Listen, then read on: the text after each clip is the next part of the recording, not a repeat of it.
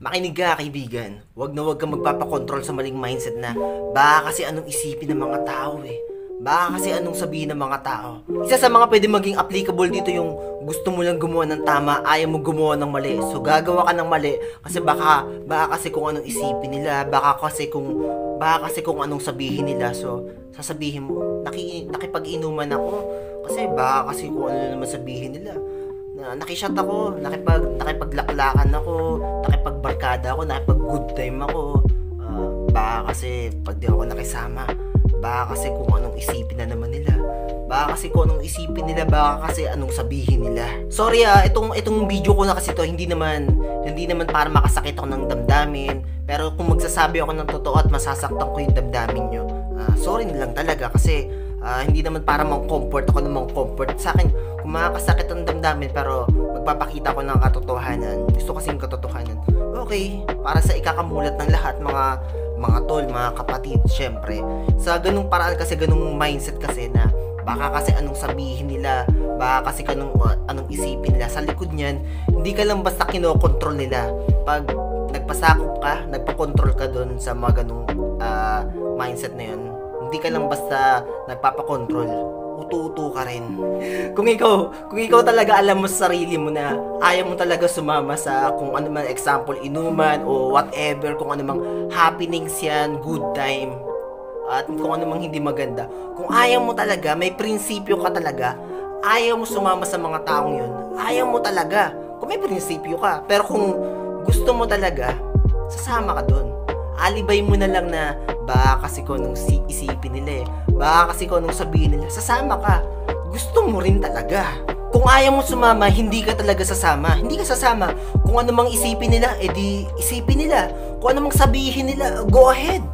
Sabihin nila kung ano mang isipin o sabihin nila, go ahead. Kasi sa ganung paraan, makikilala mo sila na hindi sila maganda o mabuting kaibigan para sa'yo. Kasi kung mabuting kaibigan sila, dapat irerespeto nila yung decision mo, di ba?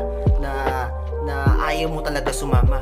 Kung mabuting kaibigan sila, dapat wala silang sasabihin o iisipin na hindi maganda sa'yo dahil lamang hindi ka sumama sa hindi magandang gawain nila.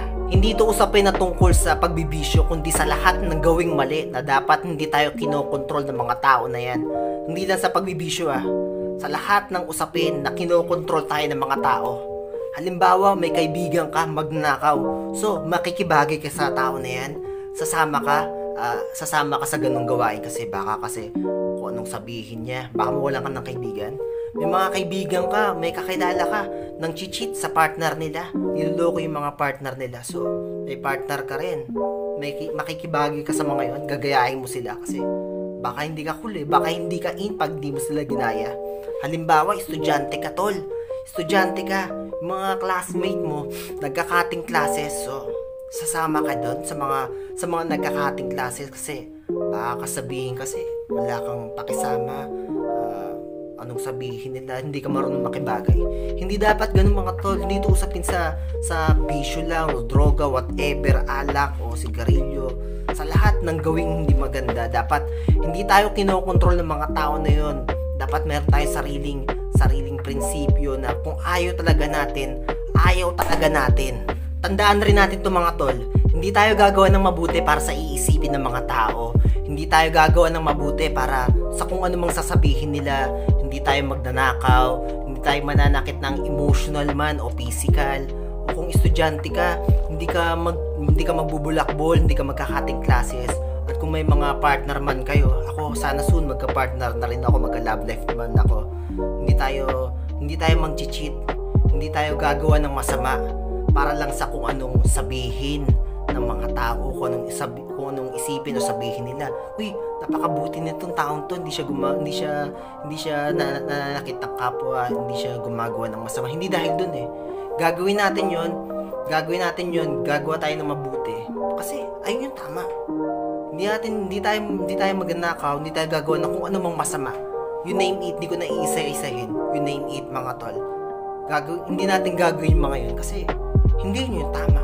Gagawa ka ng tama at hindi ka gagawa ng mali, hindi dahil sa mata ng iba, kundi to be a better person.